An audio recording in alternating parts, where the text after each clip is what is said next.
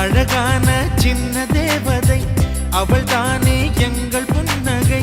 நாள்தோறும் இங்கு பண்டிகை, நம் வானில் வான வேடிக்கை.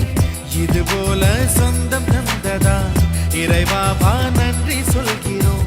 உனக்கேதும் சோகம் தோன்றினா இங்கே வா இன்பம் தருகிறோம். சரவெடி